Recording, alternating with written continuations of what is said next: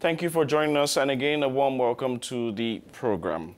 We begin with Mauritius, which is marking its 50th independence anniversary this Monday. The East Coast, the island nation of the East Coast of Africa, today marks its 50th anniversary and also its 26th anniversary as a republic. However, overshadowing these celebrations in the media space is the news of the pending resignation of the island nation's first female president, Ameenah Gurib-Fakim. Ms. Gurib-Fakim is accused of using a credit card provided by a non-profit organization, Planet Earth Institute, to make personal purchases of at least $30,767. The government and opposition in the country have demanded a resignation, and according to Prime Minister Pravind, she is expected to resign after independence anniversary celebrations today, or between now and the next 1 week. Yeah.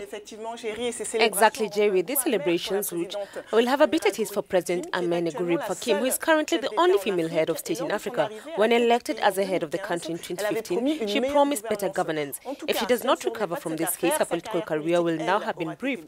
She is a grassroots scientist who got into politics quite late. In any case, for some time now, the political current events in Mauritius have been quite turbulent between resignations of ministers, corruption scandals. No politician seems to have been spared. Well, joining us now from Port Louis, Mauritius, is our correspondent, Yasin Mohabut. Yasin, good morning and welcome to the program, Yasin.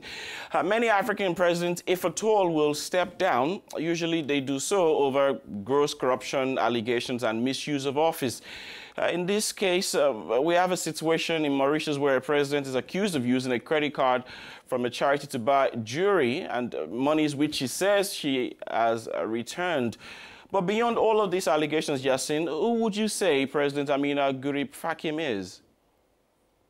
In fact, Her Excellency Mrs. Gurib-Fakim came with a track record. She was, when she was appointed, most Mauritians were happy. First, because she was never in politics. She is more an academic, a scientist, an entrepreneur. Second, she is a woman. So this made the government grab some handful of votes to come into power. The president in Mauritius, as you know, is very ceremonial, as it is the prime minister who holds most powers. But when she was appointed in June 2015, she made it very clear that she would not be like a flower vase or a puppet president. So then she started to undertake lots of trips abroad, and she said she is doing some economic diplomacy. However, we understand that she made more than 40 trips abroad in 33 months. She was never dealt with such things like corruption. She was like a clean slate. She came with a clean slate. But the questions which women are asking now, what she has done for us? In fact, she has been looking at her own image instead of looking at the well-being of all the women in Mauritius, especially now when they look at her expenses, whether in Dubai, Italy, or a jewelry shop. So her association also with controversial Angolan billionaire Alvaro Sobino was condemned by everybody. Yasin, you say that the post of the presidency is a ceremonial one, but she is currently Africa's only female president, and of course the first in Mauritius. How are women in Mauritius reacting to her expected resignation? Yes, because when she was appointed, most women in Mauritius was proud of her, even some men, because it's the first time a woman is appointed president of the Republic of Mauritius.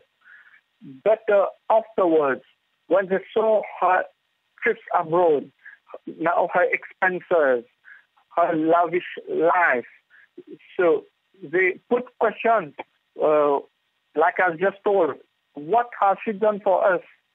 So women did not really now, or not really now with her, because she did not lead by example to make the women of Mauritius proud during the 2 years and 9 months which she was at the head of the state. Yasin, as Mauritius celebrates independence this Monday, who is likely to take over as president after her resignation?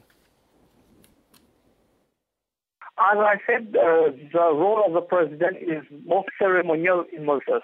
But it must be noted that it was only the prime minister who announced that she should resign after Independence Day celebration. and between these dates, that is the 12th March, and the resumption of Parliament on 27th March.